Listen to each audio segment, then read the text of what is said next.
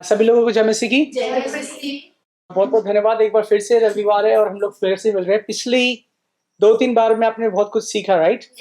आपको ये समझ में आया कि जो 10 विपत्तियां आई वो 10 विपत्तियां क्यों आई, कैसे आई, करेक्ट? और पिछली बार हमने सीखा था कि यदि आपका मन हठीला है किसी भी वजह से, या प्रभु ने आपका मन हठीला कर दिया है, इसका अर्थ क्या है? कि आप पे विपत्ति आने वाली है, करेक्ट? तो यदि आपके जीवन में हठीलापन है तो उसका भुगतान या इसकी भरपाई कौन करेगा? सबसे पहले आप करेंगे। और हमने देखा कि कैसे जो है फिरौन के राज्य में कितनी तबाहियां, कितनी विपत्तियां आई। उनके पास कितने महान महान देवी देवता थे, लेकिन उन तमाम चीजों के बावजूद छोटी छोटी मक्खी, मच्छर, मेंढक उन सब से भी नहीं सामना कर पाए। और हमने बात करी थी इस सुंदर जोड़े के बारे में, ये चार्ली करके, इसके विषय में सब लोग बात कर रहे हैं पूरे वर्ल्ड में, ठीक है? ये 31 साल का था। ये इसकी पत्नी है एरिका। उनके 2 बच्चे हैं। उसकी एक बड़ी बेटी है, छोटा बेटा है जो कि अभी 1 साल कुछ महीने का है। और 10 सितंबर को क्या हुआ आपको मालूम है न्यूज? 10 सितंबर को ये था, यूनिवर्सिटी है, वहां पर बैठ के बात कर रहा था और एक 22 साल के नौजवान ने इसको गोली मार दी। तो ये कुछ ऐसे बैठा हुआ था। यदि आपके ऊपर कोई जो है थोड़ा सा कुछ काम कर दे, तो मैंने पहले भी बोला था कि तूने अभी तक मेरे को जाना नहीं है, तेरे को अपना असली रंग में दिखाऊंगा, दिखाऊंगी, करेक्ट? अब इसका पति ऐसे 10 सितंबर को बैठे हुए यूनिवर्सिटी के लोगों से बात कर रहा था और किसी ने वहां पे गोली मार दी। और तो हम क्या पाते हैं, हम जब इसकी पत्नी सामने आई यहाँ पर उसके अंतिम संस्कार में, Elon Musk, Donald Trump, Elon Musk दुनिया का सबसे अमीर आदमी में से एक है। ये चाहे तो देश का देश खरीद सकता है, इतने पैसे इसके पास। लेकिन उस दिन इसकी आंखें भी नम थी। और यहाँ पर जब इसकी पत्नी आई एरिका, तो एरिका ने क्या बयान दिया, क्या कहती है वो? कहती है कि मैं उसे माफ करती हूँ।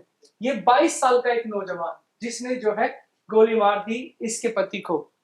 सोचो, उसका 1.5 साल का बेटा है, बड़ी बेटी है, और किसी ने गोली मार दी।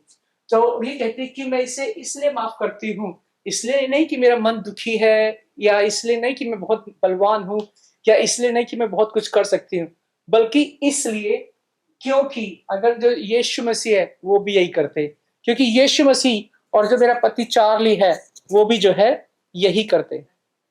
तो हमको जो हमारा एक उदाहरण है, हमारा उदाहरण कोई पास्टर नहीं है, कोई व्यक्ति नहीं है, कोई भी मूर्त सूरत ये नहीं है, हमारा उदाहरण यीशु मसीह। उसने बोला यीशु मसीह जब क्रूस पर था तो उसने भी अपने अपराधियों को क्षमा कर दिया। आमीन। बोलना बहुत आसान है। कोई आपके सामने देखते देखते आपका सामान चुरा ले, आप उसको क्षमा कर सकते हो? आपका कुछ चीज जो आपका है कोई आपसे ले ले, तो आपको क्षमा कर सकते हो उसे? बहुत मुश्किल होता है, बहुत मुश्किल। और यीशु मसीह और प्रभु या किसी भी देवी देवता को सब लोग मान सकते हैं, लेकिन प्रभु की कोई मानता है? 2 अलग चीजें हैं ये। सभी तो धर्मों में प्रभु में विश्वास करते हैं, किसी ना किसी में विश्वास करते हैं, लेकिन प्रभु की आज्ञा को मानते हैं कि नहीं? हमने पिछली बार यही सीखा था। मूसा ने क्या कहा प्रभु से कि प्रभु हमें यहाँ रेगिस्तान में से चाहे नहीं जाना पड़े, यहीं पे जीवन भर रहना पड़े, तो भी हम आगे नहीं जाएंगे यदि आपकी उपस्थिति हमारे जीवन में नहीं है। तो यदि परमेश्वर की उपस्थिति आपके जीवन में नहीं है, धन दौलत जो भी कुछ है वो उसके फिरौन राजा के पास सब कुछ था और सब कुछ नष्ट हो गया।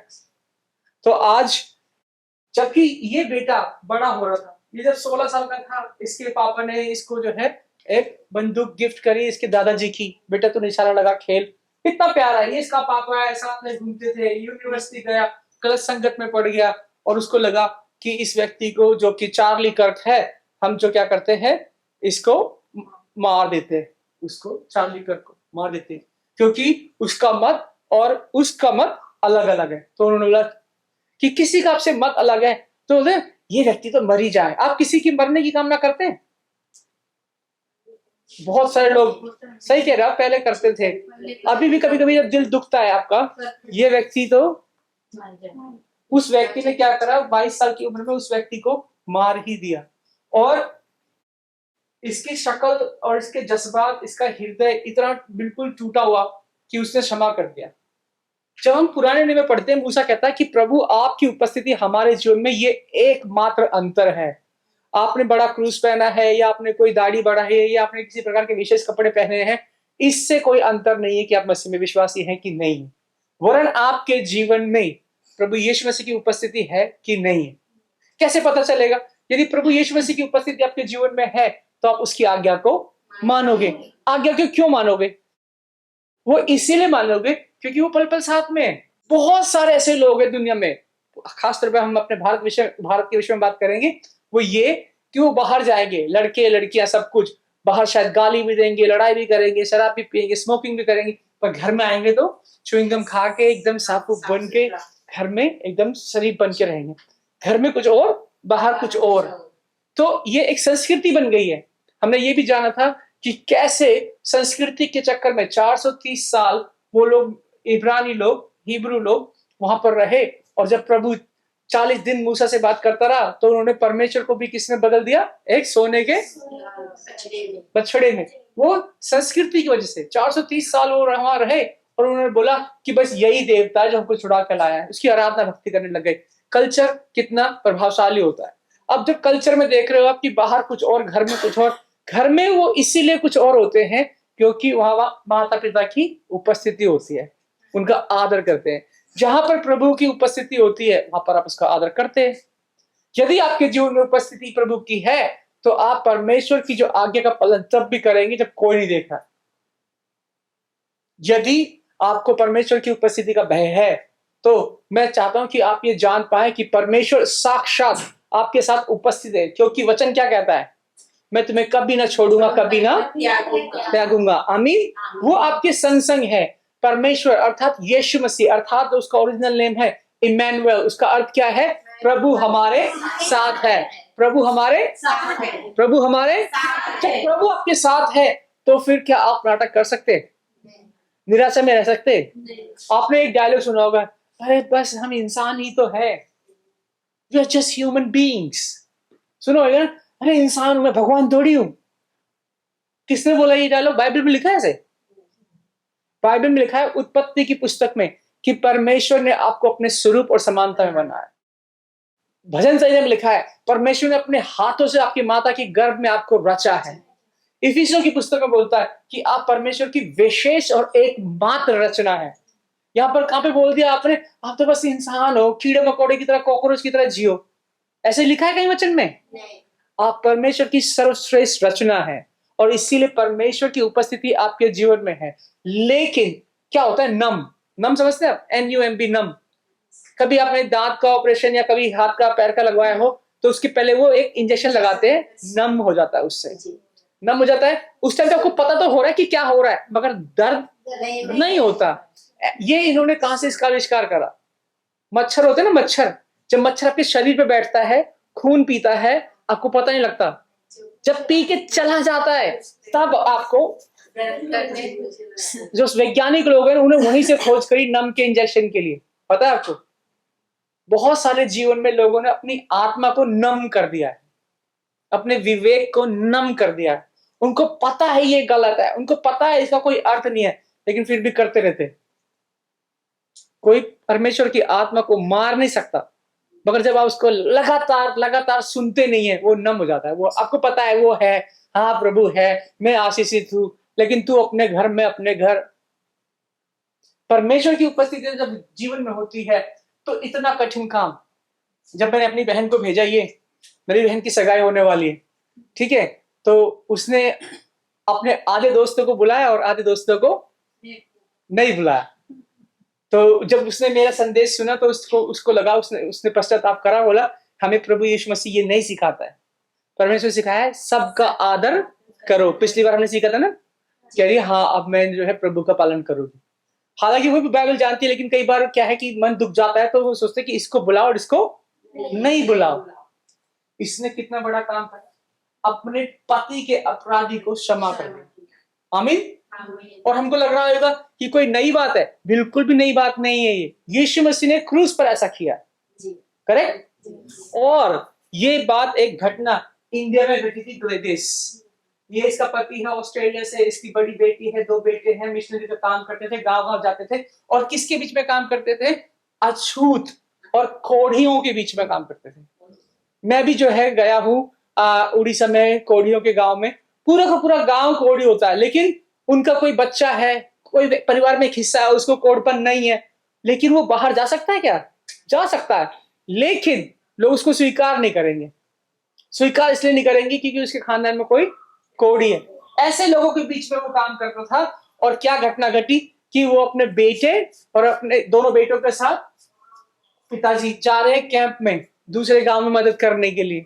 और उस समय क्या हुआ कि उसकी पत्नी और उसकी बड़ी बेटी वो जो है किसी काम से दूसरी जगह पर रुक गए, वो गए नहीं उनके साथ। और जब गए तो रास्ते में क्या हुआ कि एक बड़ी भीड़, 23 जनवरी 1999 को 50 लोगों की भीड़, किस दल की है आपको भी पता है, वहां पर कौन सी राजनीतिक से वो संबंध रखते वो भी पता है। वो लोग आए और उन्होंने क्या करा, इस परिवार के जो उनको बाहर निकलने का मौका भी नहीं दिया और उनको जिंदे जला दिया। ये उनकी गाड़ी है ये। और जब ये माता सामने आई और इसने इसके पति, इसके दोनों बेटे कितने प्यारे, कोई क्या कहता है, कोई अगर आपके सामने बच्चे को हाथ लगा क्या करोगे आप? बहुत सारे लोग ऐसे कहते हैं आत्मा तो अजर है, अमर है, न मरती है न मारती है। तो फिर किस बात का झगड़ा है? अगर सारी बात आत्मा की है तो आप धर्म के नाम पे क्यों किसी को जला रहे हो? जैसे मैंने पहले कहा कि सब धर्मों के लोग प्रभु को मानते हैं लेकिन प्रभु की नहीं मानते, है ना? सुनने में और पालन करने में बहुत अंतर है। और यदि हम भी ऐसे ही बन रहे हैं, यदि हमारे जीवन में परमेश्वर की उपस्थिति तो है लेकिन हमने अपने आप को नम कर दिया है कि भैया हम सुन लेंगे लेकिन मानेंगे नहीं। क्यों? ये जो शरीर है ये बहुत बलवान है, इसको ही करना है। अभी मैं कल जो है एक डॉक्यूमेंट्री देख रहा था, हांगकांग की एक बहुत बड़ी फिल्म स्टार है, वो मकाओ में उसका जन्म हुआ था, लेकिन जब वो बहुत छोटी थी तो उसके पिताजी चले गए, उनकी मैरिज छूट गई। ये लड़की हीरोइन बनी, मिस हांगकांग बनी, क्या क्या बनी, कैसे कैसे बनी, बहुत सुंदर। लेकिन एक राइटर ने क्या लिखा कि इसके पास सुंदरता है मगर सोल नहीं है, आत्मा नहीं है। सोचो कैसा लगेगा कि आपके पास सुंदरता होने के बावजूद, पैसा होने के बावजूद, ख्याति होने के बावजूद कोई आपको ये बोले सिर्फ सुंदर लेकिन सोल नहीं है, इसके अंदर जीवन नहीं है। वही है कि यदि मनुष्य अपने सारे जीवन में सारे जगत को प्राप्त कर ले और अंत में अपने प्राण को खो दे तो क्या लाभ? आमीन। तो ये आज आपको ये चुनाव करना है। हो सकता है कि आप कहीं पे किसी के घर में कार्यरत हैं, किसी भी जीवन के हिस्से में हैं, अपनी बड़ी मेहनत कर रहे हैं, लेकिन जब आप ये जानेंगे ना कि आपके पास स्वयं सृष्टिकर्ता प्रभु है, कितनी बड़ी बात है। कोई आपके आनंद को छीन सकता है? कोई आपको निराशा में डाल सकता है? आप बीमार पड़ सकते हैं, लेकिन क्या आप निराशा होएंगे? नहीं, क्योंकि इसने भी अपने पति और अपने दोनों बच्चों के कातिलों को माफ कर दिया। और आप जानेंगे अगर आप इसको पढ़ के देखेंगे कि इसमें क्या हुआ कि भारत ने इसको जो है एक क्या है सर्वोच्च नागरिक का सम्मान दिया पद्मश्री से। किस लिए? कुछ करा इसने? सेवा। और पति तो इसके बच्चे कर रहे थे, पति भी कर रहा था, लेकिन इनाम किसको मिला? पत्नी को। क्योंकि उसने किसको ऊंचा करा? प्रभु यीशु मसीह को। प्रभु यीशु मसीह के वचन के पालन करने की वजह से उसको भारत में, कहाँ की रहने वाली है वो? ऑस्ट्रेलिया की, लेकिन इनाम कहाँ मिल रहा है उसको? भारत में। आप चाहे कहीं के भी रहने वाले हो, लेकिन जब प्रभु का अनुसरण करोगे, प्रभु को पहला स्थान दोगे, यहां पर भी इनाम है और वहां पर भी। आमीन। अभी आप मुझे मिले थे वहां पर, अभी है ना, मैं वहां पे एक दोस्त से मिलने गया था। वो मुसलमान है, वो एक्सचेंज में काम करता है, लेकिन उसे मुझसे मिलकर बहुत खुशी होती है, तो किसी धीरे धीरे हम मिलते रहते। तो मैंने उसको बोला कि भाई आप तो हलाल खाते हो? कहता हाँ। मैं बोला देखो, हलाल खाते हो अच्छी बात है, लेकिन हमारी जबान हलाल है क्या? हमारा विचार हलाल है क्या? हमारा जीवन हलाल है क्या? कहता है तुम प्रभु यीशु मसीह को मानते हो, तुम्हारे जीवन में दिखता है। आपके जीवन में दिखता है, ये दिखना चाहिए। करेक्ट।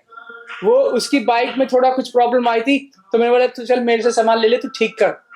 मैं उसको गया, सामान देख कर आया। यहाँ पर हम धर्म के मतभेद की बात नहीं कर रहे, यहाँ पर एक दोस्त, एक व्यवहार की बात कर रहे हैं। आमीन। यदि आप अपने प्रेम करने वालों ही से प्रेम करते हो तो क्या लाभ? वो तो कोई भी कर सकता है। और जो इसके पति और इसके बच्चों का कातिल था, जब वो छूट कर आया, उस समय वो टीनेजर था जब वो जेल गया था, जब छूट कर आया है यहाँ पर 26 साल के बाद, इसके घर में इतनी अशांति आई। जब आप पढ़ोगे इसके बारे में, जानोगे ना, इसके घर में बीमारी, मरी, इसकी माता, इसकी बहन, इसकी पत्नी, इसके बच्चे, सब एक के बाद एक मरते चले गए बीमारी से। और इसके जीवन में इतनी बेचैनी छाई है, इतनी बेचैनी छाई है, अंत में कहीं नहीं पाई इसको शांति। ये गया है कलीसिया में, बोला मैं प्रभु प्रार्थना करता हूँ, अपने पापों के लिए क्षमा मांगता हूँ। इसके जीवन में शांति आई। इसको पूछा यहाँ इंटरव्यू में, किसी ने आपको दबाव तो नहीं दिया, पैसे तो नहीं दिया, कैसे तो नहीं दिया, क्यों आप यीशु मसीह के पीछे चल रहे हो? पहले तो उन्हीं लोगों को मारते थे। लोगों को लगता होगा कि ये कहानी नई है, पौलुस भी तो ऐसे था। परमेश्वर ने उसको भी चुना। बाइबल में जो घटना 2000 साल पहले घट रही है और जो आज घट रही है, ऐसा नहीं है कि हम कोई रूढ़िवादी ऐतिहासिक बात कर रहे हैं। आज भी हमारा प्रभु वही है। आमीन। जिसने परमेश्वर के जन को नुकसान पहुंचाई, किसने बदला लिया उससे? प्रभु ने। आमीन। उसके परिवार में जो है इतनी बेचैनी, इतना टूटापन आया, निराशा आई, अंत में उसको शांति कहाँ मिलती है? प्रभु के पास मिलती है। आज आपके पास चुनाव है, आपको अपना बदला खुद लेना है, जाओ ले लो, और उसके बाद आप भी जेल में बैठना, करेक्ट। लेकिन उस पत्नी ने जो है माफ किया और उसको पुरस्कार मिला, और जिसने जो घटना घटी थी उसको जेल मिली और उसके परिवार में विपत्ति भी आई। तो हमारे जीवन में प्रभु है, वो इसी से पता चलेगा कि वो पहले स्थान पर है कि हमने उसको इधर उधर डाल दिया। तो आज हम जब पढ़ते हैं यीशु का उदाहरण, यीशु ने क्या कहा था कि हे पिता इन्हें क्षमा कर, क्योंकि ये नहीं जानते कि ये क्या कर रहे हैं। लूका 23:34 में। तो बहुत सारे ऐसे लोग हैं, बहुत बार ऐसे मेरे साथ होता है, 99% मेरे साथ ऐसा होता है कि जब मैं किसी व्यक्ति के विषय में बात करता हूँ अपनी पत्नी से, तो मैं ही गलत होता हूँ और वो सही होती है। पता है क्यों?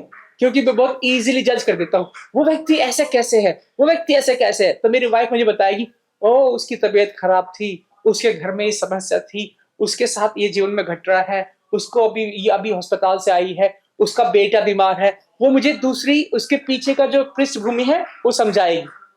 फिर मुझे समझ में आएगा, ओ कोई व्यक्ति आज ऐसे व्यवहार कर रहा है, उसके पीछे कुछ कारण हो सकते हैं जो हमें नहीं पता, और हम तुरंत जज करने लग जाते हैं। यीशु मसीह कहता है कि हे पिता इन्हें क्षमा कर, क्योंकि ये नहीं जानते क्योंकि ये क्या कर रहे हैं।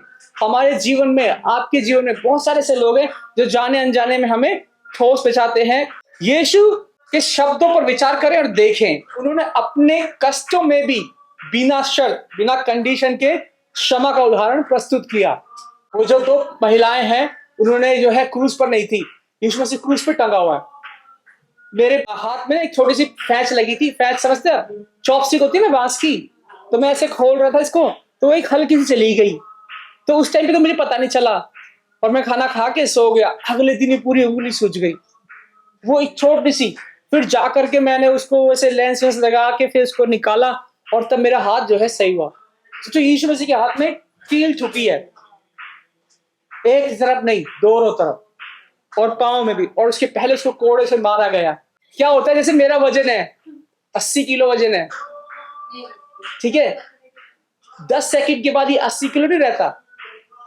वजन जो है इधर लटकने से क्या है, मांसपेशियों में असर पड़ता है, और ऐसे धीरे धीरे खून उंगलियां इधर जमती जाती है, और धीरे धीरे हाथ छूटते जाता है। मैं खुद 15 सेकंड तक नहीं पकड़ पाता हूँ, कोशिश करने के बाद अपना वजन 15 सेकंड 20 सेकंड। बहुत सारे लोग हैं वो एक्सरसाइज करते रहते रेगुलर। मैं ये इसलिए बता रहा हूँ, यीशु मसीह के क्रूस में कील लगी और उससे ऐसे शरीर लटक रहा है, और जब आप ऐसे लटकते हो, आप थोड़ी देर में आपकी सांस अंदर जब जाती है फेफड़ों में, तो बहुत कष्ट होता है, उसको सांस नहीं आ पा रही है सही से, उसका शरीर ऐसे लटक रहा है। फिर वो कह रहा है, पिता इन्हें क्षमा कर, क्योंकि ये नहीं जानते क्या कर रहा है। यीशु मसीह क्षमा का नाम है। हमारे जीवन में थोड़ा सा कुछ होता है, यीशु मसीह का रंग दिखता ही नहीं है। साधारण सी बात है, अगर आपको छोटे से छोटा काम करना है यीशु मसीह को अपने जीवन में दिखाने के लिए, जो भी आपके मन में क्रोध आए, निराशा आए, आप कुछ बोलना है, एक बार, सिर्फ एक बार बोल लो, प्रभु ये शब्द मेरे मुंह से बोलूं? वो बोले हाँ बेटा बेटी बोल, तो बोल दो। अगर बोले नहीं तो क्षमा कर दो। आमीन। यदि नहीं कर सकते तो वो हमारे जीवन में यीशु मसीह नहीं है।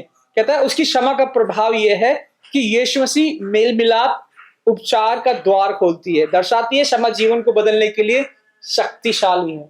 आमीन। इन दोनों जो है पत्नियों ने अपने पति के हत्यारों को क्षमा कर दिया। कितनी कठिनाई की बात है। यहाँ पे मैं भी इतनी आसानी से प्रचार कर सकता हूँ इसके बारे में, लेकिन क्षमा करने के टाइम पे मुझे पता है कि मुझे एक व्यक्ति ने मेरे साथ सही काम नहीं करा था, तो मैंने उसको क्षमा नहीं करा। 3 महीने तक मेरे ऐसे हाथ कांपते थे कि जाके उसको एक चपेट मारूं।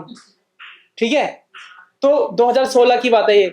तो मैंने सब कुछ करा है, बाइबल पढ़ी, प्रार्थना करा, लेकिन फिर भी मुझे जब भी सोचता था ना ऐसे ख्याल में, तो उसका ही चेहरा आता था और ऐसे हाथ कांपते थे कि जाके इसको मारूं। क्योंकि किसको मैं पहले स्थान पे रख रहा हूं? अपने आप को।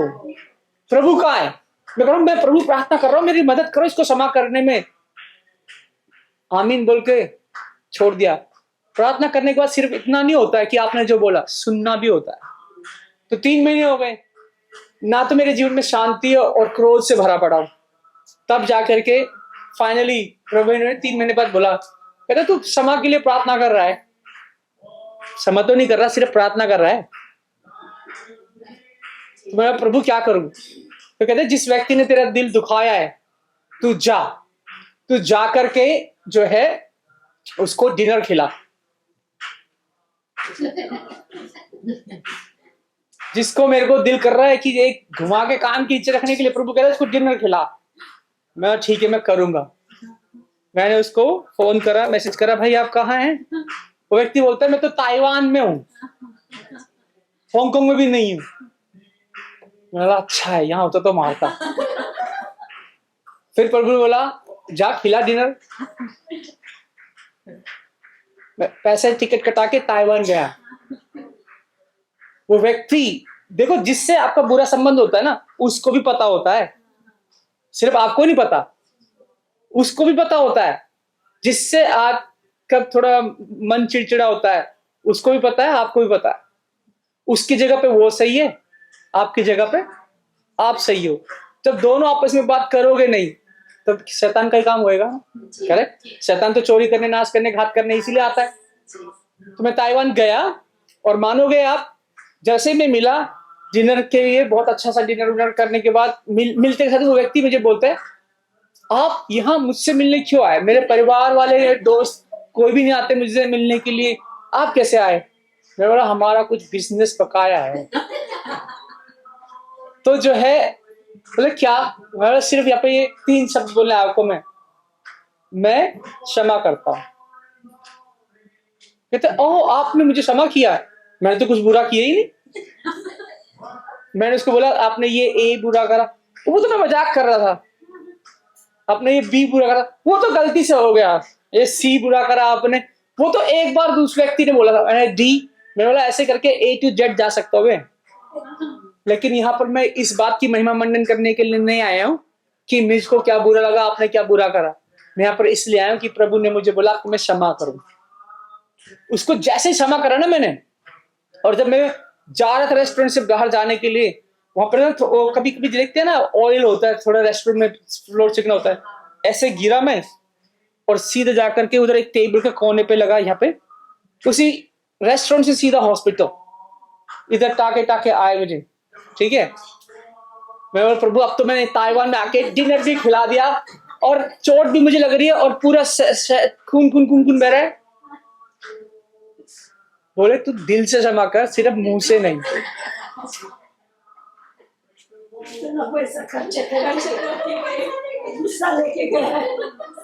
तो जैसे ही मैंने क्षमा करा, मेरे जीवन में शांति आ गई। आमीन। तो एक चीज ये मेरा अपना अनुभव है ये, कि जब तक मैंने क्षमा नहीं करा, आप अगर ध्यान से पढ़ोगे अय्यूब के दोस्तों को जब अय्यूब ने क्षमा करा और अय्यूब के दोस्तों ने उसके लिए प्रार्थना करी, परमेश्वर ने उसको दुगना आशीष दे दी। आमीन। तो हमें परमेश्वर तो क्षमा करता है, पर बहुत सारे ऐसे लोग हैं हमारे आसपास जिसका हमने दिल दुखाया है या उन्होंने हमारा दिल दुखाया है, उन्हें क्षमा करना अनिवार्य है यदि आपको अपने जीवन में आशीष चाहिए। आमीन। यदि आशीष रुकी पड़ी है तो आपको पता है कि कड़वाहट भरी पड़ी है। इन दोनों ने अपने अपने पतियों के कातिलों को क्षमा कर दिया। और पतरस पूछता भाई कब तक और कैसे क्षमा करेंगे? 1 बार, 2 बार, 3 बार, 4 बार, 5 बार, 6 बार, 7 बार? यीशु मसीह ने बोला 7 का 70 गुना। थोड़ा सा मैथ्स करके देखो, 7 का 70 गुना कितना होता है? कितना? 490, है ना? 490. Correct, 490 correct. 490. लेकिन मैथ्स में एक और चीज होती है. 7 का 70 गुना कैसे होता है पता है? 7 गुना 7 गुना 7 गुना 7 गुना 7 गुना 7, 70 बार ऐसे करते हुए कितना हो जाएगा? वो लाखों करोड़ों पहुंच जाएगा.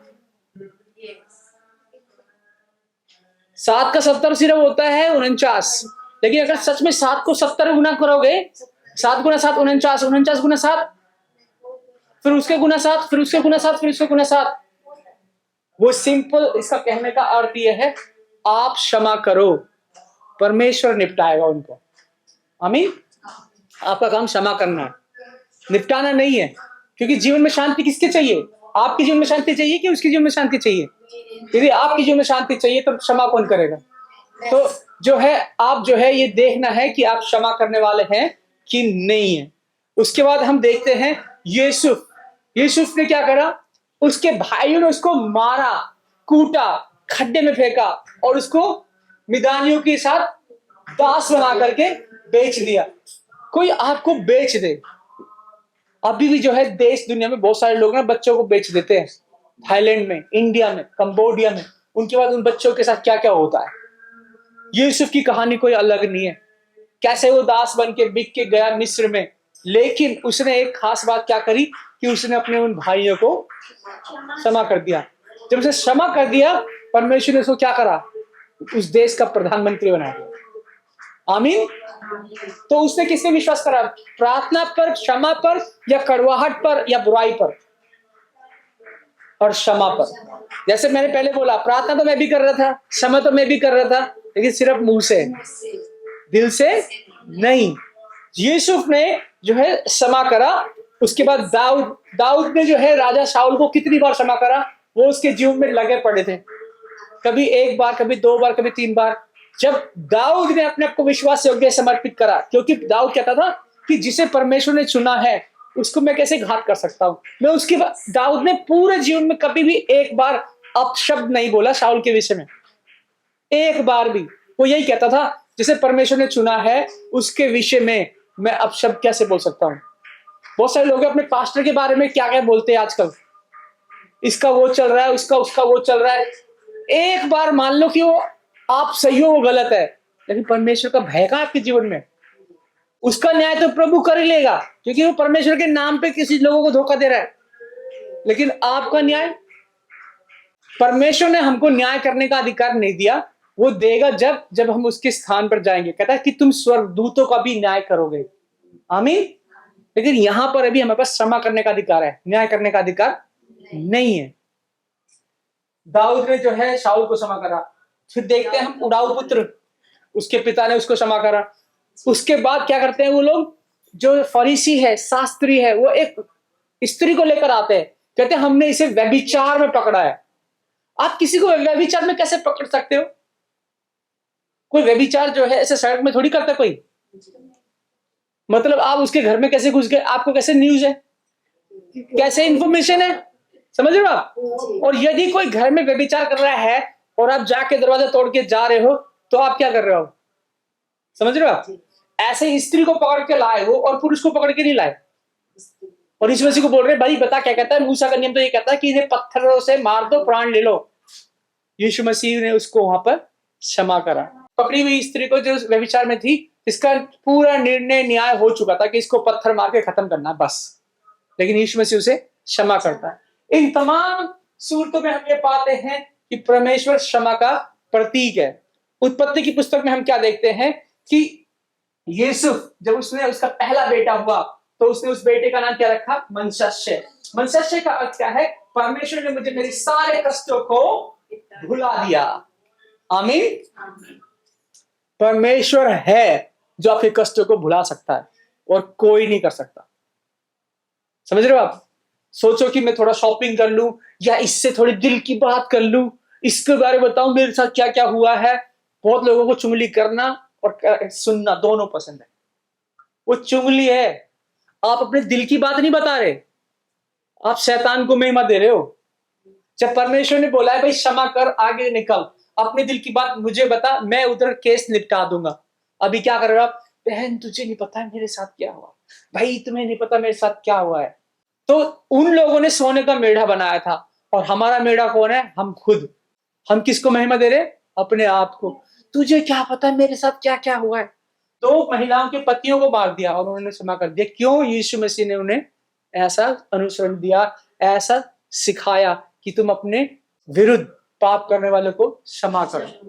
यहाँ पे एक चीज समझने वाली है, क्षमा करना मतलब ये नहीं कि आप पागल हो, आप मूर्ख हो, कोई आपके साथ बुरा करता जा रहा है, हाँ मैंने क्षमा कर दिया यीशु मसीह के नाम से, ये अर्थ नहीं है।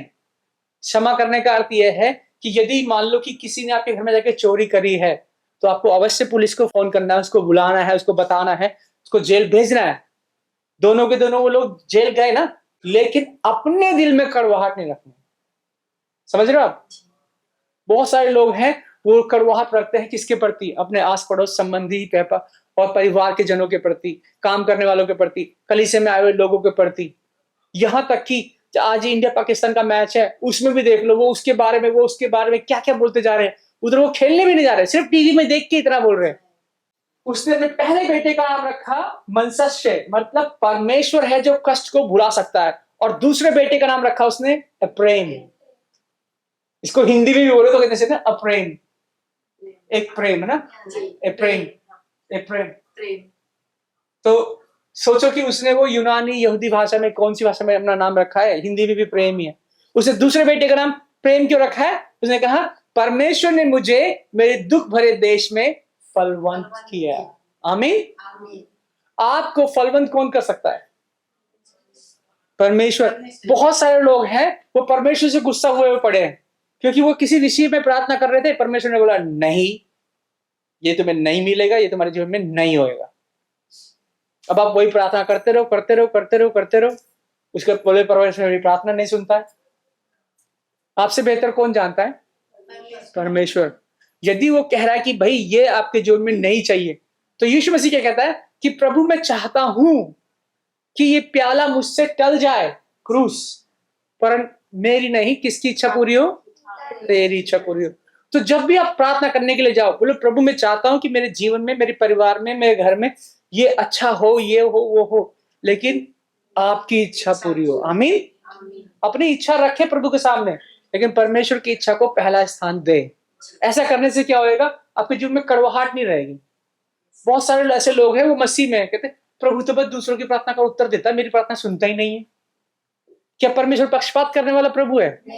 नहीं है, क्योंकि आप वो मांग रहे हो कि आपको पता भी नहीं है कि आपकी भलाई के लिए नहीं है। लिखा हुआ है भजन संहिता 119 के 165 में, साथ में मिलकर पढ़ेंगे, जो लोग तेरे उपदेशों से प्रीति रखते हैं उनको बड़ी शांति मिलती है और वो ठोकर नहीं खाते। आमीन। आपको जीवन में शांति चाहिए? परमेश्वर के उपदेश से प्रीति रखो, उसको सिर्फ मुंह से नहीं, दिल से मानो, कानों से नहीं, पर जीवन में ढालो। मैं तुम सुनने वालों से कहता हूं कि अपने शत्रुओं से प्रेम रखो, जो तुमसे बैर रखें उनका भला करो, जो तुम्हें श्राप दे उनको आशीष दो, जो तुम्हारा अपमान करे उनके लिए। ये हिंदी में लिखा हुआ है आपके वचन में। किसका वचन है ये? यीशु मसीह का वचन है। क्योंकि यदि जब आप ये करोगे तब प्रभु आपके लिए खड़ा होगा। आमीन। आमीन। यदि आप प्रभु की बात मानते ही नहीं हो, प्रभु आपकी बात क्यों माने? समझ रहे हो आप? उदाहरण के तौर पर मान लो कि मैं जब भी आपसे मिलता हूं, आप मुझे कुछ ना कुछ देते हैं, मुझे अच्छा लगता है, हाँ भाई बहुत अच्छा है, लेकिन पलट के मैंने आपको कभी कुछ दिया ही नहीं। कब तक देते रहोगे आप? अगर आपने ये शब्द सुना होगा, देवता सुना आपने? देवता अर्थात जो देने वाला है। लेवता जो हमेशा लेने वाला है। तो लोग जाते हैं मंदिर, मस्जिद, चर्च, गुरुद्वारा, उधर देते रहते। अरे अगर वो देवता है तो दे, मांग क्यों रहा है? समझ रहे हो आप?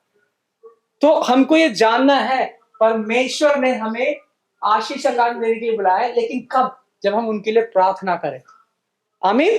कहता है जैसा तुम चाहते हो, साथ में मिलकर पढ़ सकते हैं, जैसा तुम चाहते हो कि लोग तुम्हारे साथ करें, तुम भी उनके साथ वैसा ही करो, जैसे को पैसा।